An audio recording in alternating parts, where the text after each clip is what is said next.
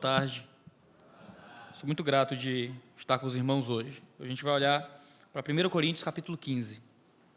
A gente vai dar uma olhada no capítulo inteiro, mas não se assuste, certo? O pastor ele foi muito rigoroso no tempo que me deu. Tá? Mas 1 Coríntios 15 tem 58 versículos. A gente vai olhar para ele todo, mas obviamente a gente não vai ter como ler absolutamente cada verso de 1 Coríntios 15. Mas 1 Coríntios 15 ele é um todo unificado de argumentação que a gente perde muita coisa se a gente for olhar só para os detalhes. Existe um momento em que você tem que entrar na floresta e sentir a textura das folhas, mas às vezes há algo bom de você olhar no mapa por cima de tudo. Hoje a gente não vai entrar na floresta, hoje a gente vai dar uma olhada sobrevoando de helicóptero 1 Coríntios 15, certo? Para a gente conseguir ver como cada parte de 1 Coríntios se correlaciona com o seu todo e o que é que Paulo quer fazer com esse texto. Mas claro, eu quero ler com vocês pelo menos os primeiros 4 versículos de 1 Coríntios 15, e a gente vai lendo todo o capítulo, o quase todo, à medida que a gente vai seguindo com o estudo. Então, se você puder acompanhar comigo aí, 1 Coríntios, capítulo 15, versículo 1 até o versículo 4, diz assim: Irmãos, lembro-vos do evangelho que vos anunciei, o qual também recebestes, e no qual estáis firmes. Por meio dele também sois salvos, se retiverdes com firmeza a mensagem, tal como a anunciei a vós, a não ser que tenhais crido inutilmente. Porque primeiro vos entreguei o que também recebi. Cristo morreu pelos nossos pecados, segundo as Escrituras, e foi sepultado e ressuscitou ao terceiro dia, segundo as Escrituras. Senhor, nós te louvamos e agradecemos pela tua palavra e por tudo aquilo que a gente pode receber de ti, através da tua verdade. Pedimos para que teu Santo Espírito possa continuar nos guiando no caminho de fé, no caminho de esperança, no caminho de redenção. Que nossos olhos possam ser colocados na eternidade, Senhor. Se nós louvamos no santo nome de Cristo. Amém. Quando eu era estudante de ensino médio, eu tinha um problema com a matemática e com a biologia. Não sei você, certo? Mas eu tinha 2 problemas com essas 2 matérias. Problemas diferentes, mas problemas que me acompanhavam muito. Meu problema com a biologia é que eu não entendia nada, certo? E como eu não entendia nada, eu queria uma desculpa para não me delongar estudando aquilo. Eu até gostava de genética, esses negócios, mas botânica era o meu espinho na carne. Decorar nome de folha, de planta, de animal, aquilo ali era um negócio que não entrava na minha cabeça. E eu fazia aquela pergunta que todo jovem estudante faz para o seu professor quando não quer estudar. Professor, para que é que isso serve? O que é que isso vai servir na minha vida? A resposta de todo professor é um pouco elaborada, ele tenta explicar por que é que aquilo pode ser útil, mas a única resposta realmente sincera é que vai cair no Enem, certo? A não ser que você vá ser biólogo, vai estudar alguma coisa desse sentido, a grosso modo você tem que aprender porque você não quer morrer de fome, você quer passar na faculdade, você quer estudar, então aprende isso aqui e depois você esquece, certo? Pelo menos eu tive 1 ou 2 professores que foram sinceros nesse ponto. Mas a partir do momento que eu não queria estudar aquilo, o meu modo de me distanciar daquele objeto de estudo era criar para mim cada vez mais barreiras de inutilidade. Isso não serve de nada para a minha vida. Mas eu também tinha matemática, e eu gostava de matemática, certo? Eu não era o cara da biologia, eu gostava dos números, eu gostava dessas coisas, só que eu também tinha um problema parecido com a matemática, porque eu gostava da matemática, mas eu tinha a mesma pergunta para o meu professor. Eu olhava e dizia: professor, mas para que eu vou usar? Sabe, passou mais um dia e eu não usei Bhaskara para nada na minha vida, certo? Passou mais um dia e trigonometria não faz nenhuma diferença na minha existência terrena. Saber que seno A, seno B, cosseno A e como é que isso se relaciona com a vida, não tem utilidade para mim. E eu gostava de matemática, mas eu ficava frustrado em gostar de matemática, sabendo que eu não conseguia usar todos aqueles elementos matemáticos na minha existência diária. E a inutilidade daquele conhecimento tanto me deixava triste com aquilo que eu gostava, quanto me protegia de não me interessar por aquilo que eu não gostava. Talvez você, como cristão, passe por algo muito parecido quando você estuda a palavra de Deus, quando você lê a Escritura, ou quando você vem para o culto. Algumas coisas você não gosta. O pastor vai dar aula de EBD e vai mostrar sobre os símbolos de fé, sobre a doutrina reformada, sobre a trindade, e talvez sobre elementos que você olha e pergunta: professor, para que serve isso aí para a minha vida? Por que acreditar se é uma trindade ou não, se é supralapsariano ou infralapsariano, qual o credo, para que esse negócio? Para que isso serve? Você nem pronunciar esse nome que você está dizendo aí, pastor. Isso não serve de nada. E quando você não gosta, Você cria uma barreira de inutilidade para continuar não relacionado com aquilo. Mas há um problema quando você gosta. Porque às vezes o sermão de domingo é interessante, sabe? O pastor fala uns negócios legais, e umas coisas bonitas, você fica, sabe, toca no seu coração, esquenta um negocinho ali dentro, vem um negocinho gostoso aqui do pâncreas, que abraça o fígado e dá né? Mas quando termina o culto, você fica meio, e agora? Né? E agora? Quando eu leio 1 Coríntios 15, às vezes eu fico um pouco assim, porque Paulo, ele está com muita ênfase, gastando quase 60 versículos, para dizer a única coisa: a ressurreição aconteceu. A ressurreição aconteceu. E Paulo está muito interessado em que os irmãos concordem com ele. E se você olha essas passagens, quer gostando dela ou quer não gostando dela, talvez você passe pelo mesmo problema que eu passava no ensino médio, ou que às vezes a gente passa no culto. Tá, mas para que serve isso aí? Qual a utilidade disso aí? Qual é a razão disso aí? Porque a gente lê os textos e nem sempre o autor está aplicando o texto o tempo todo. Ele está explicando um conceito teológico. E o conceito teológico que Paulo está explicando houve uma ressurreição dos mortos real em Cristo Jesus. Ele estava morto e então ele passou a estar vivo. Mas Paulo, ele antecipa as nossas perguntas. Você poderia levantar a mão e dizer: Paulo, entendo, doutrina da ressurreição, show de bola, mas e daí? Se ele ressuscitou, se ele morreu, se a ressurreição foi só um querigma, só uma ideia, só algo que vem para o nosso coração, ele ressuscitou dentro de mim, tanto faz. Mas para Paulo, existe uma razão muito clara de por que nós devemos nos importar com a existência de uma ressurreição real em Cristo Jesus. Paulo prega sobre ressurreição porque Paulo está preocupado com serviço. Paulo está preocupado com trabalho, com ministério. À medida que Paulo vai argumentando sobre ressurreição, Paulo fala em 3 momentos sobre serviço, sobre pregação do evangelho, sobre o ministério e sobre como o serviço ministerial e o serviço ao outro, e como a pregação é altamente influenciada pela existência de uma ressurreição real de Cristo Jesus e uma ressurreição nossa, em participação com a ressurreição de Cristo. Por exemplo, no versículo 10 de 1 Coríntios 15, ele apresenta a realidade da ressurreição e diz: mas pela graça de Deus sou o que sou, e a sua graça para comigo não foi ineficaz. De fato, trabalhei muito mais do que todos eles, todavia não eu, mas a graça de Deus que está comigo. Para Paulo, a doutrina da ressurreição é uma graça útil, é uma graça eficaz, e a eficácia desta graça, que se manifesta pela realidade da doutrina da ressurreição, fazia Paulo trabalhar mais que os outros, fazia Paulo trabalhar de forma mais intensa do que os outros apóstolos, porque havia uma doutrina da ressurreição que era graça para a vida dele, uma graça útil. Mais à frente, nos versículos 30, 31 e 32, Paulo diz a mesma coisa. Ele fala: e nós, por que nos expomos também a perigos todos os dias? Morro todo dia. Eu afirmo por causa de vós, que sois minha glória em Cristo Jesus nosso Senhor. Se, como um simples homem, lutei com feras em Éfeso, de que me adianta isso? Se os mortos não ressuscitam, comamos e bebamos, porque amanhã morreremos. Paulo está dizendo que o seu sacrifício e o seu esforço no ministério só existiu e só é útil porque há uma ressurreição que justifica isso. Paulo diz que chegou a lutar com feras em Éfeso. E isso não parece ser uma linguagem alegórica ou espiritualizada, como se ele tivesse lutado com feras em oração, e lutou contra as forças do diabo. Não, não.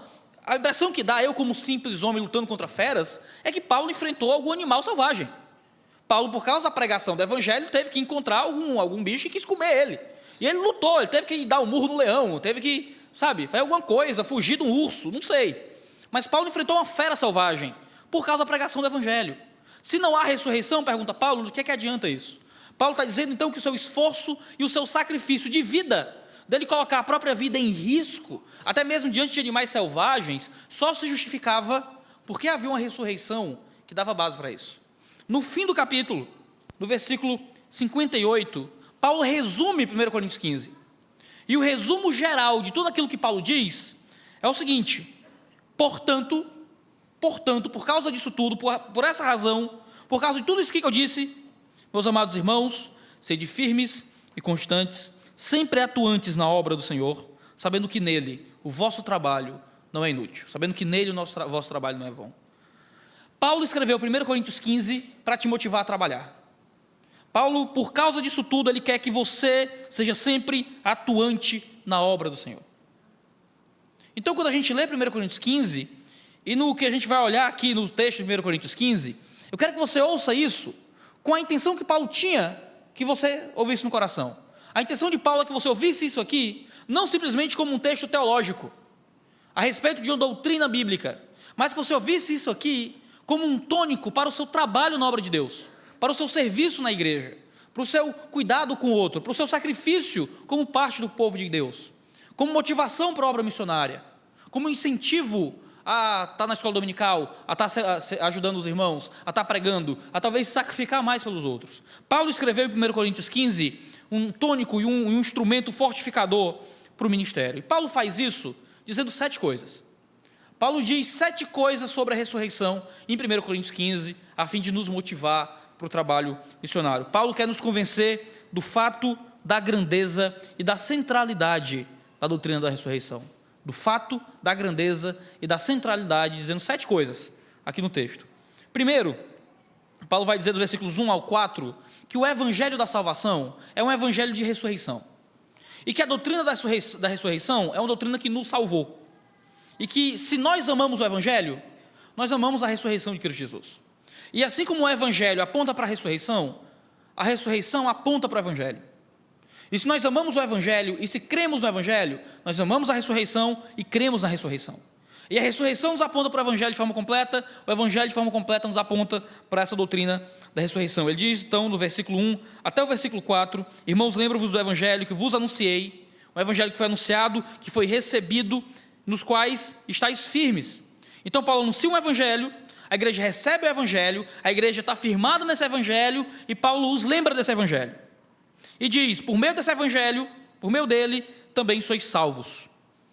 Então esse evangelho, que foi pregado, crido, recebido, permanecido e agora lembrado, era o evangelho que salvava aquela igreja. E esse evangelho de salvação é o evangelho de morte e ressurreição de Jesus. Ele diz no verso 3, porque primeiro vos entreguei o que também recebi, Cristo morreu por nossos pecados, segundo as Escrituras, e foi sepultado e ressuscitou ao 3º dia, segundo as Escrituras. A ressurreição faz parte da mensagem que te salvou. Se você rejeita a ressurreição, você rejeita parte do conteúdo da tua salvação. Logo, você está rejeitando o objeto de salvação. Você está rejeitando aquilo que é um instrumento de Deus para que você seja salvo. Como é que você pode ser salvo por uma mensagem e exercendo essa salvação, você vai negar a mensagem que te salva? É como serrar o galho que você está sentado. Seria como usar uma serra elétrica para cortar o fio que liga a serra na tomada. Você quebra alguma coisa que não deveria ser quebrada. O que Paulo está dizendo é que se uma vez que o homem encontrou o evangelho da salvação, ele não pode negar o evangelho da ressurreição. Porque a salvação não pode ser usada contra a própria salvação. Então negar a ressurreição é negar tudo aquilo que significa ser salvo em Cristo Jesus. O homem que encontrou salvação em Cristo é o homem que ama a doutrina de que Jesus voltou dentre os mortos. Jesus ressuscitou dentre os mortos. Isso parece só uma questão teológica simples, mas muitos homens, principalmente ligados à teologia liberal alemã e da Europa de forma geral, de séculos passados, vão argumentar que a ressurreição não é um fato histórico, que aconteceu na realidade. Eles vão argumentar que a ressurreição aconteceu só nos nossos corações, que a ressurreição é só querigmática, é só para pregação, de que a ressurreição foi uma coisa que aconteceu através da pregação, e aconteceu espiritualmente em Cristo Jesus. E muitos homens, por causa de suas vidas universitárias, por más relações de companhia, acabam acreditando nessas loucuras que homens ficam dizendo a respeito da palavra de Deus, em que eles negam aquilo que é claro na palavra de Deus. Jesus, de fato, ressuscitou. E nós não podemos exercer a salvação ao ponto de negar a nossa própria salvação. Isso é uma antítese que não faz sentido. Em segundo lugar, Paulo vai dizer que essa ressurreição não é só um fato teológico. Ele vai dizer segundo as Escrituras, a ressurreição como algo profetizado no Antigo Testamento, mas como algo que pode ser conferido na realidade. Não era só uma teoria ou uma ideia pregada. Os homens viram, sentiram, tocaram a ressurreição. Ele vai dizendo a partir do versículo 5, apareceu a Cefas e depois aos 12. Depois apareceu a mais 500 irmãos, e de uma só vez, e a maior parte deles ainda vive, mas alguns já faleceram. Depois apareceu a Tiago e a todos os apóstolos, e depois de todos apareceu também a mim, como um nascido fora de tempo, pois sou o menor dos apóstolos, indigno ser chamado apóstolo porque persegui a igreja de Deus. Paulo vai dizer, em segundo lugar, que a ressurreição foi vista, foi percebida, foi sentida. Os homens viram Jesus ressurreto. Há uma nuvem de testemunhas que contemplou esse fato. Quando a gente vai lidando com homens que odeiam Deus, que não seguem a Escritura e que negam a realidade de uma ressurreição, eles têm um problema sério com isso aqui. Como é que você pode acreditar que a ressurreição não aconteceu se você tem um registro fiel de testemunhas fiéis daquele acontecimento? Eu costumo dizer assim para os irmãos da minha igreja: irmãos, se eu chego aqui num domingo, todo esbaforido, todo cansado, suado, correndo, e digo, irmãos, vocês não acreditam no que eu vi. Eu vi o pastor Valbert voando pelas nuvens de Fortaleza, batendo asas como uma gaivota. O que é que vocês vão acreditar? O que vocês vão achar de mim? Eu pergunto com sinceridade. E os irmãos começam aquele burburinho esquisito, né, e tal. E um diz, pastor, é o seguinte, eu achar que o senhor está maluco, você está mentindo. Ou dizer, pastor, acho que só usou uma droga pesada aí, não sei, botaram um negócio aí na tua comida. Aí um velhinho, cabelo branco, olha para mim e diz, irmão, pastor, eu conheço o senhor. E porque eu conheço o senhor, eu vou acreditar que o senhor acredita que viu. Mas tem que ter alguma explicação para isso aí. Interessante, eu acredito que o senhor acredita que viu. Por quê? Porque ele crê no meu caráter, ele me conhece. E se eu disser, irmão, mas se alguém chegar para mim com arma na minha cabeça, ficou indignado com esse meu negócio, e diz, pois pastor, meu irmão, nega esse negócio, diz logo que é mentira, senão eu te mato. E eu choro, digo, não posso negar o que vi, e morro. Vocês vão acreditar na minha sinceridade? E todos, até os que acharam que eu teria usado uma droga pesada, uma coisa parecida, dizem, não, a gente vai acreditar que o senhor pelo menos tinha certeza que viu. Mas eu pode ter se confundido, pode ser alguma coisa, uma droga, alguma mais. Na sua sinceridade a gente acredita. Ótimo. E se depois que vocês me matam, surge agora todo mundo que estava na rua dizendo que viu o pastor Valbert voando. E começa a TV a chegar lá. E todo mundo que mora em Fortaleza viu o pastor Valbert, terninho e gravata, voando sobre as ruas de Fortaleza. Então você tem um problema um pouco maior. Porque você tem agora uma nuvem de testemunhas de um acontecimento absurdo. De um acontecimento que não faz muito sentido. Um homem voando, batendo os braços por aí. Você pode acreditar que há um grande complô em Fortaleza, de que as pessoas estão tentando conseguir mídia e atenção para alguma coisa, uma jogada de marketing. Você vai achar uma explicação, na realidade, para aquilo. Porque você não está disposto a aceitar que é possível que um homem bata seus braços e voe. Você ia ter que mudar tudo aquilo que você sabe sobre física, sobre química, sobre antropologia, sobre aerodinâmica, para que aquilo pudesse acontecer. É muito mais fácil existir um monte de mentiroso do que tudo aquilo que você acha que existe sobre a configuração do corpo humano, do ar, tem que ser mudado. Mas então você encontrou um problema, porque toda Fortaleza diz que viu, pessoas que não se conhecem disseram que viram, que tocaram, que ele voou várias vezes, e todos morreram defendendo aquilo, e morreram por defender aquilo. Eu tento fazer esse jogo mental para imaginar o que aconteceu quando chegaram 500 pessoas, 600 pessoas, diante da Galileia antiga, dizendo, a gente viu aquele carpinteiro morrer e ressuscitar. Não, vocês estão malucos, vocês estão com história. Não, morreu, ele morreu, a gente viu morto, todo mundo viu morto, na cruz, pendurado, e todo mundo agora está vendo esse homem andando na rua. Você vai dizer, estão mentindo, estão usando drogas, é uma alucinação, é uma jogada de marketing. Aí você tem pessoas morrendo defendendo isso. Você tem pessoas entregando a vida diante dessa mensagem que viu e que ouviu. E colocam uma arma na cabeça deles. Ou nega essa mentira ou morre. E morrem. E registram isso num texto. E o texto é preservado, o texto chega a nós. E eu converso com meus amigos que fazem história. E digo, está aqui, eu tenho uma testemunha confiável em um registro confiável. Em qualquer outro documento histórico, isso seria tido como fato. Por que os homens negam o Evangelho? Porque eles têm que negar muitas outras coisas para aceitar isso aqui. Eles têm que negar o modo como eles interpretam a realidade, eles têm que negar o modo como eles se relacionam com o mundo, eles têm que negar o próprio padrão moral, eles têm que negar o modo como eles acreditavam que era o telos da história, eles têm que negar o modo como eles veem a existência ou não da divindade. É mais fácil acreditar que era uma mentira, é mais fácil acreditar que era uma jogada de marketing, do que acreditar que realmente um homem morreu e ressuscitou e que era Deus. E isso aqui é o calcanhar de Aquiles de todos aqueles que rejeitam a ressurreição, porque querem rejeitar Jesus. Eles têm uma série de testemunhas confiáveis que morreram declarando aquilo que acreditavam. Ele morreu e ressuscitou. A ressurreição é um fato na realidade, é um fato da realidade, é um dado da realidade, que os homens preferem tapar os ouvidos e cantar como uma criança levando a bronca do pai, do que aceitar aquilo que está registrado em um texto histórico confiável, a partir de testemunhas confiáveis. A ressurreição é um fato da realidade. Mas a ressurreição, além de um fato da realidade, também é uma doutrina que foi transmitida pela Escritura, tanto no Antigo quanto no Novo Testamento. A ressurreição é uma doutrina que nos foi transmitida através da mensagem dos apóstolos. E se a gente segue a Escritura, a gente tem que seguir aquilo que é pregado por aqueles que formaram a Escritura. A partir do versículo 11 até o versículo 16, eles vão dizer: quer tenha sido eu, quer tenha sido eles, é isso que pregamos e é nisto que credes. Se Cristo está sendo pregado como ressurreto dentre os mortos, como dizem alguns dentre vós, que não há ressurreição dos mortos. Ele diz no verso 14 ainda: se Cristo não ressuscitou, então nossa pregação é inútil e também a vossa fé. Se Cristo não ressuscitou, todo o Novo Testamento é uma balela.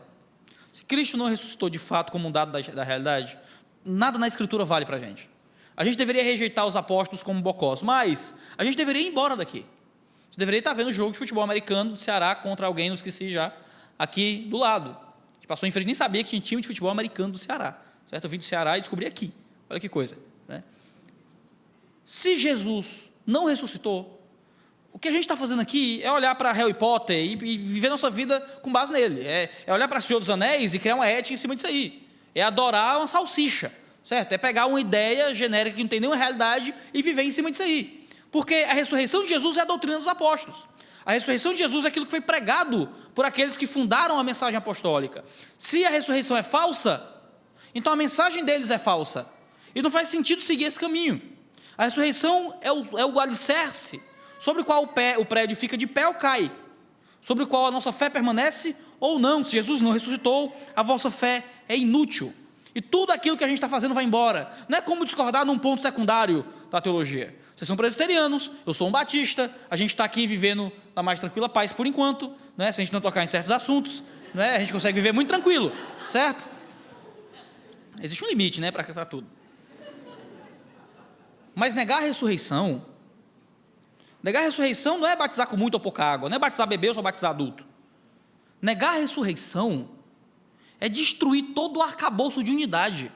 Negar a ressurreição é quebrar o alicerce do prédio e destruir tudo, é colocar C4 no alicerce do prédio da fé. E acabou. A gente destrói o cristianismo se a gente destrói a doutrina da ressurreição. Em quarto lugar, Paulo então vai argumentar que toda a nossa vida de fé depende dessa ressurreição. A partir dos versículos 17, chegando até o versículo 19, ele diz: se Cristo não ressuscitou, a vossa fé é inútil e ainda estáis nos vossos pecados. Logo, os que morreram em Cristo também estão perdidos. E se a nossa esperança em Cristo é apenas para essa vida, somos os mais dignos de compaixão entre todos os homens.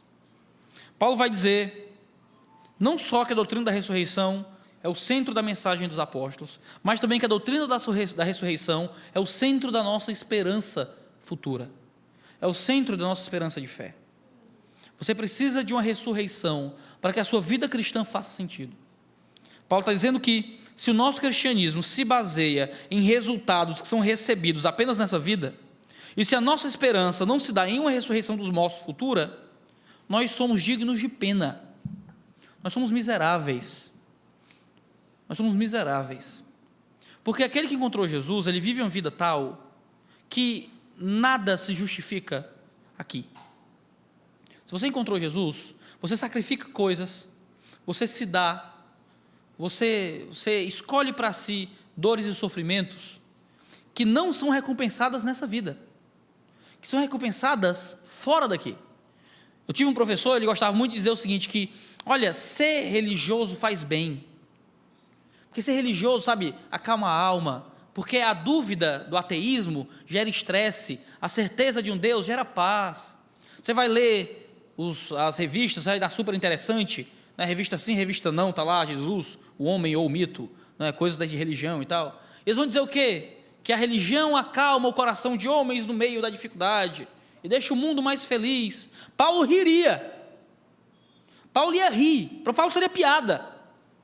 Paulo vai dizer, se eu não fosse religioso, se eu não fosse cristão, eu não ia ter que dar murro na cabeça de leão em Éfeso para sobreviver. Se eu não fosse cristão, eu não ia ter que descer por um cesto de uma torre para não ser preso. Se eu não fosse cristão, eu não ia ter 3 quarentenas menos 1 de chicotadas nas minhas costas. Se eu não fosse cristão, eu não teria pegado uma doença até quase morrer na galáxia. Se eu não fosse cristão, eu poderia ter uma esposa, ao invés de dedicar minha vida à pregação do evangelho através do celibato. E você poderia dizer coisas parecidas. Se eu não fosse cristão, eu podia transar com minha namorada. Se eu não fosse cristão, eu podia ir para a festa e encher a cara de cachaça. Se eu não fosse cristão, eu podia assistir o que eu quisesse, fazer o que eu quisesse, falar o que eu quisesse, vestir o que eu quisesse, ouvir o que eu quisesse, viver como eu quisesse. Porque quando você é cristão, meu irmão, você vive uma vida que nada aqui recompensa. Porque se eu não fosse cristão, eu não dedicaria minha vida ao pastorado.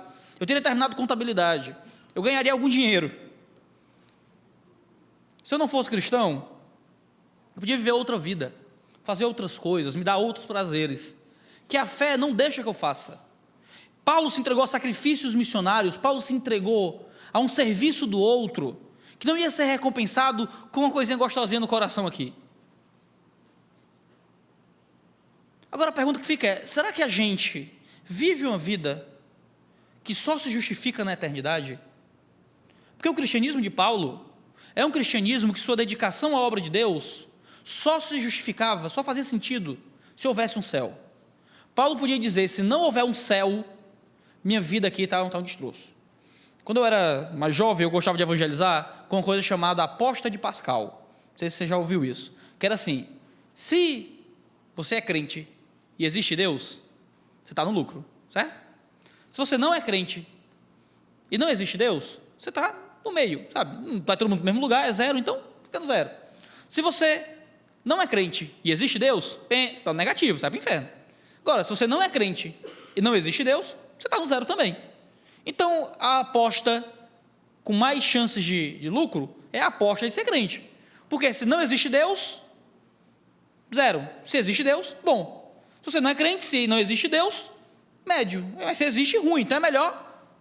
A pior possibilidade, sendo crente, é de viver uma vida igual a melhor possibilidade do ímpio. Só que isso é uma coisa que não faz nenhum sentido para a gente. Porque para Paulo, se você é crente e não existe Deus, você não está no zero. Você está estragando a única possibilidade que existe sobre essa terra de curtir alguma coisa. Você só vive uma vez, você só tem uma experiência de vida, só um tempo nesta realidade, e você está desperdiçando isso aqui. Você está deixando isso aqui passar. Você não está se entregando aos prazeres. Você está desperdiçando a sua vida. Porque o convite do Evangelho é justamente um convite de morte. O convite do Evangelho é justamente um convite de carregar a cruz, de dizer não a si mesmo. Se não há uma recompensa depois disso aqui, meu irmão, a gente é bocó, a gente é estúpido, a gente é tosco. Se não existe algo para depois disso aqui, você está gastando o seu domingo de besta aqui dentro. Porque você não está ganhando nada para esta vida aqui. Você está deixando seu dinheiro para os outros. Você está vendo bazar para enviar 5.000 pau para gente que está gastando tempo na África. Se não existe algo para depois disso aqui, o modo como a gente vive é idiota. O modo como a gente vive é estúpido. É por isso que a doutrina da ressurreição é uma coisa tão poderosa para nos mover para a obra missionária, para nos mover para o serviço, para nos mover para o sacrifício financeiro. Existe uma recompensa para depois dessa vida. Existe um retorno para depois que a gente entra no caixão. É um retorno certo de uma glória futura, de uma ressurreição vindoura, em que nós vamos ver a face de Cristo, e que nós vamos estar com Deus eternamente. E é só isso que justifica. Se você esperar algo para essa vida, você nunca vai ter. É lá que é o nosso tesouro, é lá que é o nosso retorno, é lá que a gente vai receber de volta tudo aquilo que Deus operou em nós nessa vida. Porque se a gente for esperar coisas que nos façam melhores, mais felizes por causa da religião, eu lhe indico outra coisa. Vá para o hinduísmo, vá fazer terapia, vá achar um yoga, sei lá. Aqui, meu chapa, é melhor você tirar o cavalinho da chuva. Você está aqui para se lascar, certo? Você está aqui para se lascar, você está aqui para sofrer, você está aqui para se entregar. Isso dá mal. Desculpa a linguagem, certo? Eu faço isso geralmente quando estou com amigos pastores mais jovens. A gente faz uma grande sessão de terapia, digo, vamos lá, repita comigo, eu vou me lascar por Deus, né? E a gente faz assim para ver se, sabe, a gente entende, ver se entra nessa cabeça oca da gente, de que a gente não está aqui de turismo, certo? Esse tempo aqui não é tempo de férias, a gente está no tempo de batalha. Isso aqui não é um navio, John Piper diz muito isso, isso aqui não é um cruzeiro, isso aqui é um navio de guerra. A gente tem que assumir que nós estamos numa vida que só se justifica se há algo para além disso aqui. Se há algo para além dessa vida. É lá que há o nosso retorno. É lá que há a nossa esperança. Então vale a pena servir. Então vale a pena trabalhar mais do que todos eles. Então vale a pena se entregar à obra do Evangelho. Vale a pena fazer bazar. Vale a pena ir para a África. Vale a pena deixar o dinheiro. Vale a pena vir para o culto. Vale a pena não transar com a namorada. Vale a pena não ir para onde você quiser. Vale a pena não encher a cara de cachaça. Vale a pena não ser querido pelo mundo por fazer as coisas que o mundo quer. Vale a pena. Não porque você vai receber algo de volta aqui. Porque se você esperar algo de volta aqui, você se desvia, você vai para o mundo, você abandona Deus. Porque você vai viver nessa ideia que Deus tem que te devolver aquilo que você sacrificou. Então você não transa com a namorada, você não enche a cara de cachaça, você não vê o filme que está lá na TV, porque você sabe que tem um negócio que você não pode olhar, você não escuta aquele funk proibidão que você queria tanto ouvir, certo? Você não briga com a sua mãe, você não devolve o murro na cara, você não tranca o cara no trânsito, você faz tudo bonitinho e as coisas dão errado. E você é demitido, a mulher te deixa, você não consegue o carro que você queria na igreja, você não passa no concurso, aí você olha para cima dizendo, qual é? Eu estava na linha, eu fiz um negócio, cadê o retorno? E a gente espera um retorno que não vai ter aqui, certo? Só esperar o retorno aqui, você está esperando o retorno no lugar errado. Eu precisei de 2 dias, esquecendo da eternidade, para eu entrar em depressão como pastor. Eu precisei de 2 dias esquecendo que existia uma ressurreição que ia justificar tudo, para eu passar 2 dias mal em casa. Até eu lembrar, meu Deus, tem céu. É mesmo, ó. Tem um céu, ó. Então vale a pena. Para eu voltar a respirar. Se você vive uma vida cristã de fato, se você esquece da eternidade, você tropeça, você cai, você fica mal. Se você vive uma vida cristã de fato, abandonar a ressurreição faz você entrar em parafuso. Porque você vive uma vida sem apoios na realidade para justificar a existência. Não sei se você já fez isso, crise de fé, você fica se perguntando, rapaz, mas se Deus não existisse? Sou só eu ou vocês também, assim? Né? Mas se Deus não existisse, mas se eu estiver dando uma de doido, se eu estiver maluco aqui, eu começo a procurar, não, mas pelo menos, né, você tem paz, estou com os irmãos lá, gente boa, né? Tem uns negócios, aí eu começo a tentar me justificar, e a conta não fecha, sabe? Não está valendo a pena esse negócio, se não existe Deus?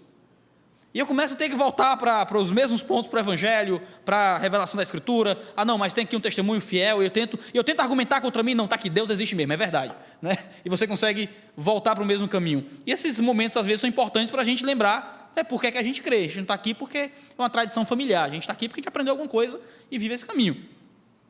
Mas Paulo vai dizer justamente isso, a gente ama a ressurreição, porque sem a ressurreição, nossa vida já é o inferno, que a gente escolheu sobre nós inutilmente. Amar a ressurreição faz com que o sacrifício valha a pena e que a gente possa viver para o Senhor. Em quinto lugar, Paulo vai dizer que Cristo é a nossa ressurreição e de que a ressurreição de Cristo é aquilo que dá a base para a nossa própria ressurreição em Cristo. É um trecho um pouco mais longo, eu vou pular bastante coisa, mas a partir do versículo 20, ele vai dizer, na verdade, Cristo ressuscitou dentre os mortos, sendo ele a primícia dos que dormem. Minha tradução diz, o primeiro entre os que faleceram. Esse aqui é uma coisa muito interessante, certo? A ideia dele ser a primícia é um primeiro fruto de uma colheita. Jesus ele é a primícia dentre aqueles que morreram e que serão ressuscitados. Parece que Paulo está fazendo uma coisa muito interessante aqui.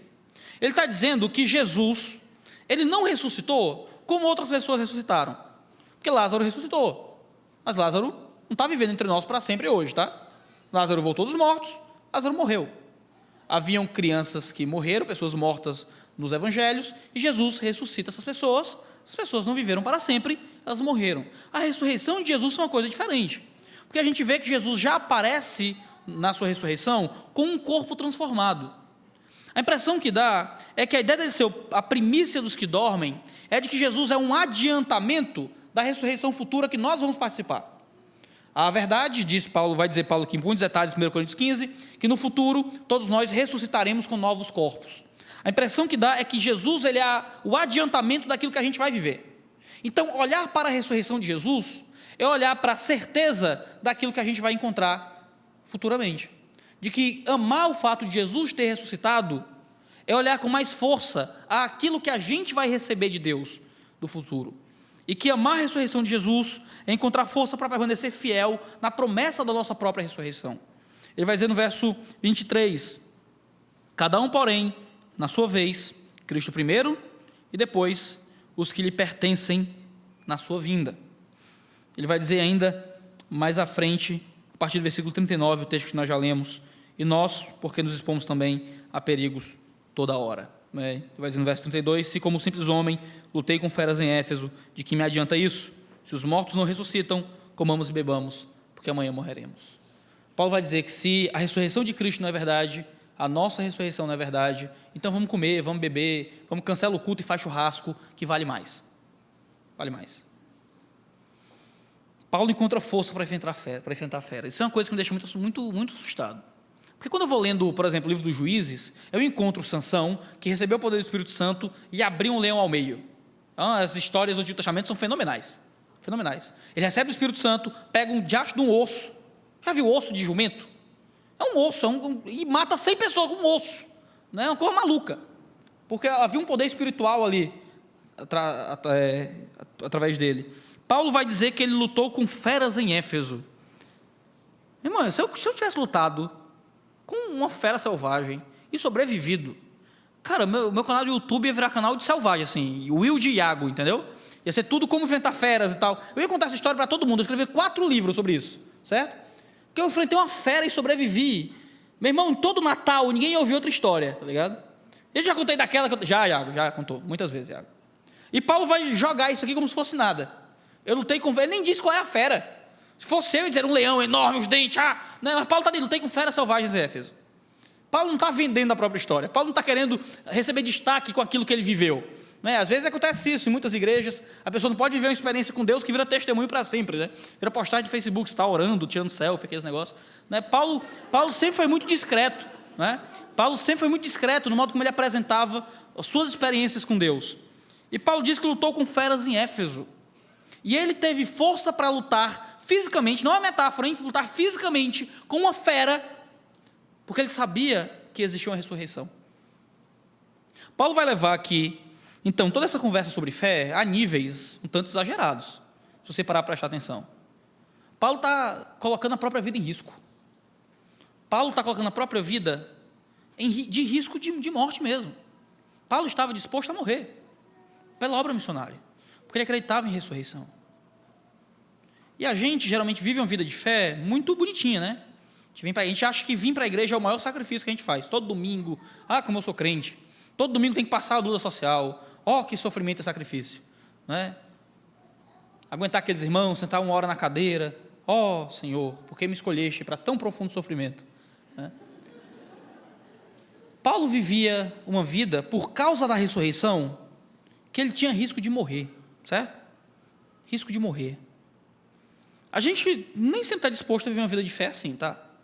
Porque geralmente a gente diz, não, Iago, por favor, né? Vamos ter um pouco de senso, né? Você quer levar os nossos jovens da igreja para evangelizar daquele lugar, nesse bairro, para aquelas pessoas, e se tiver uma rebelião, Iago? E se chegar um assaltante, Iago? E se alguém for pegue lá, Iago? Vai morrer, irmã.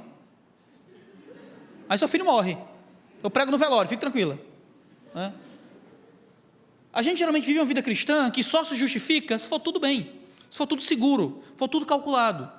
Ao longo da história da igreja, os nossos irmãos tiveram que morrer. E não é uma historinha bonitinha, eles morreram, eles foram crucificados, eles foram colocados em piche fervente, eles foram colocados para ser iluminação do Império Romano, foram entregues a leões. Hoje, muitos irmãos morrem nas mãos de pessoas de outras religiões, do ateísmo de Estado na China comunista. Foram 12 milhões de mortos na Rússia de Stalin. Hoje, a gente tem na janela 1040, em países onde a Sharia é muito forte, cristãos sendo mortos e arrastados constantemente. É uma realidade, irmãos. Nossos irmãos estão morrendo. E estão morrendo firmes porque creem na ressurreição. E a gente não tem coragem de se colocar em risco pela pregação do Evangelho. Tem medo de ir no hospital para não pegar uma infecção hospitalar. Tem medo de pregar no presídio com medo de uma rebelião ou de alguém fez alguma coisa. Tem medo de ir na praça para os moradores de rua porque tem medo de morrer. Primeira vez que eu fui nas praças pregar de madrugada para morador de rua, assaltaram um dos rapazes que estavam com a gente. E na outra vez ele foi de novo. É um risco que a gente está disposto a seguir. Primeira vez que eu fui, eu achava que era mais perigoso do que realmente é. Certo? Eu estava um pouco nervoso, com muito medo. Minha esposa me deu um abraço, perguntou, amor, que horas você volta? E eu, dramático que só eu, né, disse, amor, eu não sei se eu volto. Né?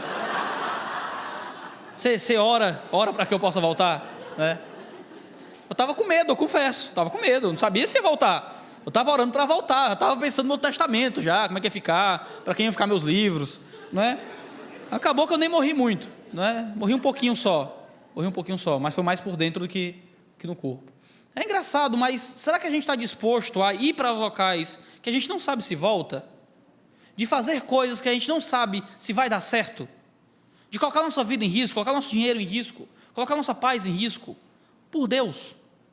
Paulo, convicto da ressurreição, estava disposto a lutar contra as feras. Muitos homens convictos da ressurreição estão dispostos a viver uma vida de insegurança financeira pelo reino, a viver uma vida em um país muito pior que o nosso. Está todo mundo querendo sair do país para ir para um lugar melhor, porque aqui está muito difícil. Missionários saem do país para ir para um lugar pior.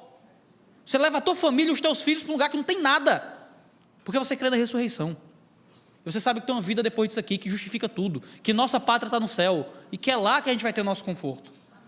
A doutrina da ressurreição leva os homens a situações muitas vezes absurdas que os homens sem Deus não entendem, não conseguem entender, porque a gente vê algo que eles não conseguem ver. Em sexto lugar, Paulo vai dizer então que a gente vai ter um novo corpo, que é muito grande. Eu quero ler apenas a partir do versículo 43.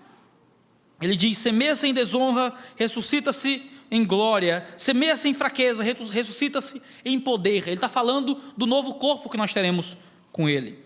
Ele vai dizer que semeia-se um corpo natural e ressuscita um corpo espiritual. Se há corpo natural, há corpo espiritual. Assim também está escrito: Adão, o primeiro homem, tornou-se ser vivente, o último, espírito que dá vida.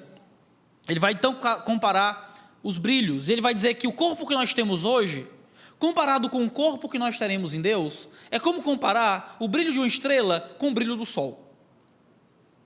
Você consegue ver essa imagem? É um corpo de desonra que vira um corpo de honra. A gente imagina às vezes a nossa vida com Deus eternamente como se a gente fosse um monte de Gasparzinho, né? Uma criatura desencarnada, de asa, tocando harpa para sempre, atravessando parede, esse negócio todo. Paulo vai dizer que nós vamos ressuscitar no corpo. E essa ressurreição no corpo não é nesse corpo caído, fraco, feio que nem o nosso. É num corpo de glória. É num corpo que, se comparar o corpo de agora com o corpo que vai vir, é comparar o brilho da estrela com o brilho do sol. É um negócio imenso de diferença, quando a gente olha para cima. Você vai ter um novo corpo, irmão. Vale a pena sacrificar o corpo daqui. Vale a pena sacrificar a sua saúde daqui, se precisar. Sacrificar o seu conforto daqui, se precisar. Paulo era uma pessoa que podia falar sobre isso. Paulo devia ter um corpo muito destruído. Ele provavelmente pegou malária na Galácia e ficou quase cego. Por isso as pessoas escrevem para ele. Ele devia ter as costas todas retorcidas de tanta chicotada que recebeu. Ele ficou náufrago um dia no mar. Ele teve que se colocar em situações terríveis, foi espancado e quase morto várias vezes. Paulo devia ser destruído. Sol quente, descalço talvez, andando por muitos quilômetros. Paulo sacrificou o corpo porque ele sabia que receberia um novo corpo. Paulo sacrificou a sua própria fisicalidade porque sabia que haveria uma nova fisicalidade de honra para ele. Isso me deixa muito feliz, certo? Você que é jovem, saudável, rato de academia, fitness, só come proteína, esse negócio maluco todo que o povo faz. Tem gente que não come comida, come ponto, né? Come uns negócios que eu acho muito esquisito, né? Eu devia não achar tão esquisito, para a minha saúde ficar melhor, mas eu acho. Talvez seja uma promessa que não faz muito sentido para você, né? Mas se você está mais velho ou menos saudável, a promessa de um novo corpo de glória é uma coisa que toca de uma forma diferente. Às vezes você está doente, às vezes você está já fraco, às vezes teu corpo já não responde mais como deveria responder. E Deus promete que esse corpo de desonra de agora vai ser trocado por um corpo de honra. Talvez você tenha alguma doença que te acompanhe pelo resto da sua vida e que não vai embora. Você tem alguma doença crônica, seja em aspectos do cérebro, seja no próprio corpo, seja interno, seja externo.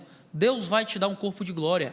Vale a pena sacrificar esse corpo presente, porque há um corpo futuro que nos é prometido.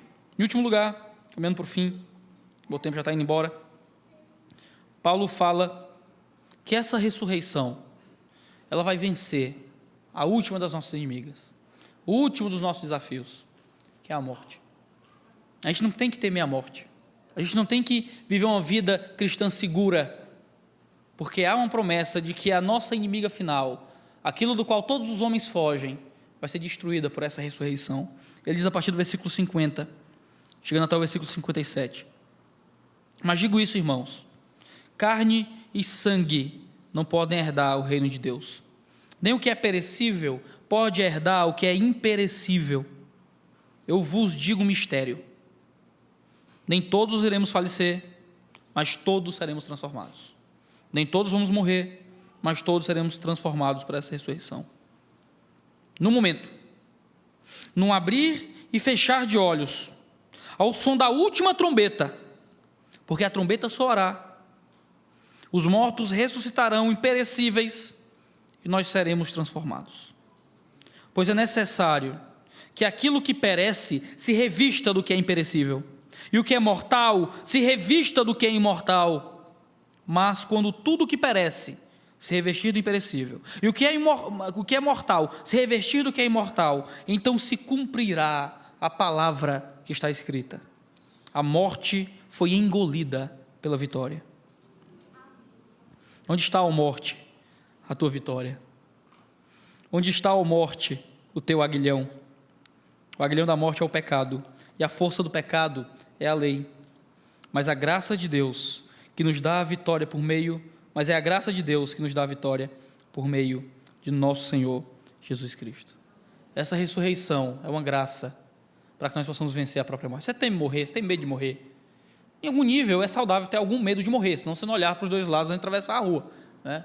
A gente se vê um carro, a gente corre, a gente tenta de alguma forma se proteger, né, da morte. Mas a morte não é mais um temor noturno. A morte não é mais um nervosismo diário.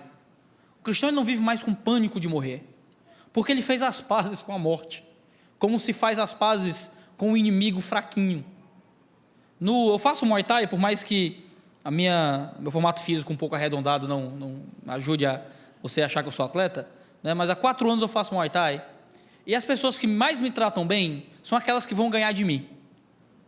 O cara que acha que de alguma forma pode perder, ele me trata meio mal. Então quando tem um sparring, o cara que está no meu nível, ele quer quebrar a porrada em cima de mim, ele quer me bater, ele vai dar um jeito, ele me trata mal, fica com raiva. O cara que está níveis acima de mim, ele me trata bem, me abraça, me dá um cheiro, aí bate devagarzinho, porque ele sabe que se ele der com força, eu desmonto. Então o cara está tranquilo, ele sabe que eu não sou um desafio para ele. Eu não sou um desafio para ele. O cristão, ele trata a morte bem. Ele não é um desafio para ele. Porque a morte está vencida. Sabe o jogo comprado? Você entra bem só para dizer que foi? Sabe? O jogo está comprado, o jogo está vencido. A gente já venceu a morte. Quando a gente encontra a morte, a gente está encontrando um inimigo que já vai passar. É só a tabela que tem que ser cumprida. Quando o crente morre, ele não morreu de fato. É lá que ele encontra a vida. Claro que a gente chora quando alguém morre. Quando outra pessoa falece, a gente fica triste não por ele, por nós. Se um amigo morre, uma esposa morre, uma mãe morre, se ela tem Jesus, se ele tem Jesus, as nossas lágrimas é pela saudade, é pela distância, é pela falta de contato, não pela pessoa em si. A pessoa em si está melhor do que a gente. Encontrou Jesus, está com Deus, está na ressurreição. E haverá uma ressurreição futura, última, que vai ressuscitar o corpo.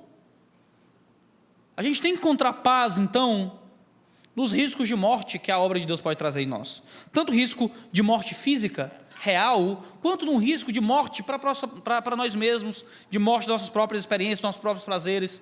O cuidado e o serviço do outro é um ato de morrer a cada dia. Quando Paulo escreve 2 Coríntios capítulo 4, ele vai dizer que Deus opera nele morte para operar nos outros vida. E Paulo interpreta o ministério dele na igreja, de discipulado, de serviço, como um ato de morrer para que os outros possam encontrar cada vez mais vida em Cristo Jesus. O que vocês fazem aqui, se vocês se relacionam uns com os outros, se vocês ajudam uns aos outros, se vocês pregam ao mundo, se vocês se dão como igreja missionária a quem está em volta de vocês, é morrer. Você está morrendo todo dia. E Paulo diz, vale a pena morrer. Vale a pena morrer, não só porque os outros vão viver a partir da minha morte, mas também porque eu vou viver quando eu encontrar a morte. Você tem confiança nisso? Você acredita nisso? Você acredita realmente nisso? Você já passou por alguma experiência na sua vida que você ia ter certeza que ia morrer? Eu passei uma vez só. Tinha sido depois daquela grande tragédia da queda de avião do time de futebol. Pouco tempo depois eu peguei um voo. E todo o aeroporto estava meio tenso. Porque quando você tem uma tragédia de avião, demora uma semana para ouvir um sorriso dentro do aeroporto. Todo mundo fica meio nervoso. Tem aquela grande águia de metal, né, que voa sobre os céus. Você fica meio... E teve a maior turbulência da minha vida nesse voo, logo depois da queda do avião. Depois alguém me ensinou que turbulência não derruba avião, né? Isso me deixou mais tranquilo. Mas na hora ninguém sabe disso. Aí começa aquela turbulência, aquela coisa louca, de que você com o cinto, o avião desce e você fica descolado da cadeira, preso pelo cinto e volta. Não sei se você já passou por um negócio desse, assustador. Aí criança começou a gritar, velha começou a rezar, a mulher do meu lado começou a vomitar no saquinho, começou aquele alvoroço. E eu, meu Deus, e você fica naquela batida, a cabeça vai lá, a cabeça volta, tudo batendo atrás do avião. E você não pensa em muita coisa, até que começou um silêncio sepulcral dentro do voo. Aquela turbulência louca, todo mundo voando, eu lá atrás, eu vendo todas as cabeças, parecia uma grande orquestra, que fazendo assim, todas as cabeças iguais, e eu lá atrás, eu tive a profunda convicção, eu vou morrer. Sabe, aquela convicção mesmo assim, profunda. Acabou, é agora. Está só esperando o impacto, né? O que é que você imagina que você vai pensar, né, quando você tem certeza de morte? Né? Certeza da morte. Algumas pessoas passam por isso em sequestro, passam por isso em acidente, né? Eu passei num voo, graças a Deus foi uma situação um pouco mais tranquila e controlada. Eu orei a Deus. Eu achei que eu ia fazer uma oração um pouco mais pomposa na hora de morrer, né? Senhor, leva a minha alma, te entrego o meu espírito e tal. Eu orei, Jesus me leve e cuida da Isa. Olha a oração do indivíduo, né? Negócio meio, Jesus me leva e cuida da Isa, né? Tudo bem, não foi lá muito poético, se eu escrevo isso numa biografia, não fica muito bonito para ninguém citar e pôr na blusa, né? Olha só a oração, a última oração do pastor Iago, coisa maravilhosa. Ninguém vai repetir isso no domingo. Mas eu fiquei muito feliz comigo mesmo nesse processo, não com minha habilidade poética, mas com essa convicção simples, que todo crente tem que ter, de que Jesus me leva, né? Jesus, eu quero ir contigo, Jesus me dá essa paz. Você vai lendo as biografias dos homens que estavam com Deus quando morreram, e muitas vezes a última fala deles é uma fala de esperança, e de graça, e de felicidade, de estar vendo os céus abertos. Muitas vezes você se relaciona com cristãos que estão doentes, e você vai para consolar e sai consolado. Você vai para falar do Evangelho e ouve mais do Evangelho do que fala, porque o cristão ele fez as pazes com a morte, não porque ela não é inimiga, ela ainda é inimiga, ainda é um adversário, mas ela já está vencida, e isso afeta o modo como a gente vive na igreja. Se você não tem mais sequer a morte, como é que você pode também entregar um pouco da sua rotina, entregar um pouco do seu dinheiro, entregar algo da sua vida, do seu conforto, seja para a obra missionária, seja para o cuidado do outro, ou qualquer coisa parecida? Paulo escreve em 1 Coríntios 15, para que a gente não fique sentado na cadeira. Ouvir tudo isso aqui, concordar com tudo isso aqui, não é só dizer um amém, é também se sacrificar pelo outro, porque vale a pena, porque isso aqui é o trajeto, nossa pátria, nossa casa, está para além dessa vida. Vamos orar ao Senhor e seguir com o nosso culto. Senhor, nós te louvamos e agradecemos, porque a tua morte e a tua ressurreição nos dão esperança, são instrumentos para a obra missionária, faz com que valha a pena ir para o presídio, ir para os mendigos, ir para as escolas, ir para os países, ir à miséria, ir aos que se entregam ao pecado, colocar nossa própria vida em risco para falar de Ti, porque essa vida não é nada, que acumular bens, riquezas, tesouros, segurança, reputação, prestígio, isso não vale de nada. Só o que importa, Pai, é aquilo que está na eternidade. Então minha oração, Pai, como oraram os grandes homens do passado, é que o Senhor ponha a eternidade nos nossos olhos, que o Senhor possa pôr a eternidade nos nossos olhos, Senhor, e que ao fechar nossas pálpebras nós possamos ver e vislumbrar, ainda que no nosso imaginário, como será o céu, como será a nova terra, como serão os novos corpos, ficar imaginando, Pai, como uma criança que sonha, que quando nós abramos nossos olhos, Pai, nós possamos olhar para essa vida com garra, com força, com vontade, com sacrifício. Nós possamos nos dar, Deus, nos entregar ao outro e à Tua glória.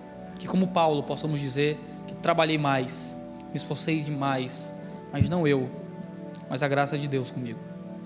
Traz essa graça sobre nós, Deus. No santo nome de Jesus. Amém.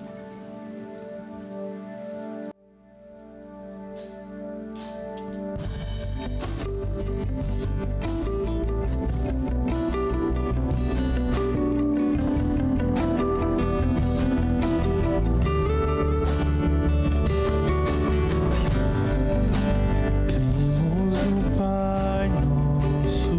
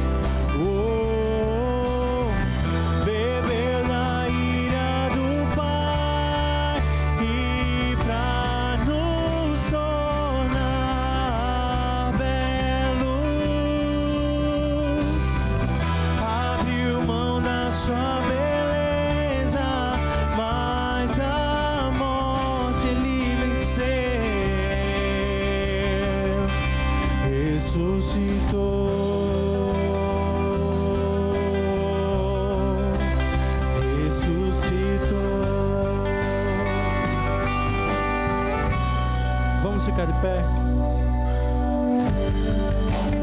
Cremos no Pai nosso Senhor, cremos em Cristo nosso Redentor, cremos no Espírito Santo, nosso Consolador. Que esse seja o nosso desejo. Nos reunimos em comunhão, no partilhar no vinho e pão. Tua palavra nos aponta a direção. E mais que isso, em continuação tornaremos teu nome conhecido e desejado entre as nações. Por causa dele, o justo em carne se fez nosso sacrifício,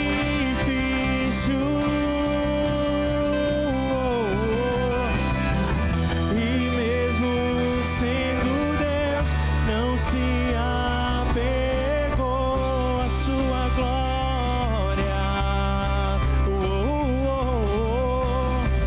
Bebeu da ira do Pai e pra nos tornar belos, abriu mão da sua beleza, mas a morte ele venceu.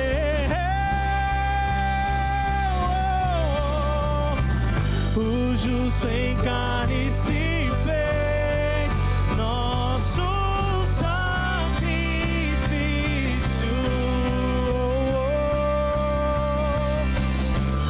e mesmo sendo Deus, não se apegou à sua glória. Bebeu da ira do Pai e pra nos tornar belos,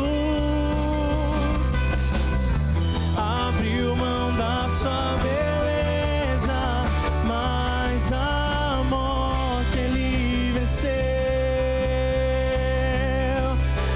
Ressuscitou e voltará. Ressuscitou e voltará. Ressuscitou e voltará. Ressuscitou e voltará. Ressuscitou e voltará. Ressuscitou e voltará.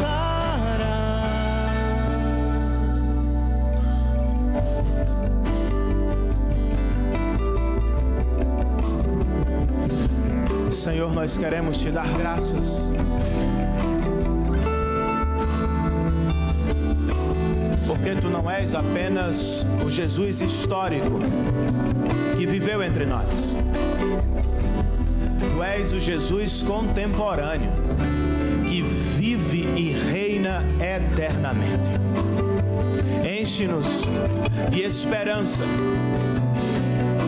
de razão para viver, não esperando aqui e agora, mas dando tudo o que somos aqui e agora, na expectativa certa do teu retorno e da glorificação dos nossos corpos. Tira do nosso coração, Senhor, qualquer apego ou veneração por esta vida. E como foi falado, coloca nos nossos olhos e também nos nossos corações a marca da tua eternidade. Nós te pedimos isso, Senhor, por obra do Teu Espírito, para a glória do nome de Jesus Cristo. É no nome dEle que nós oramos também. Que o amor de Deus, nosso Pai, a graça salvadora e fortalecedora de Cristo Jesus, nosso Senhor, a comunhão, o poder, a presença e o cuidado do Santo Espírito de Deus estejam sobre todos nós. E todos nós, em uma só voz, dizemos amém. Que Deus os abençoe, queridos.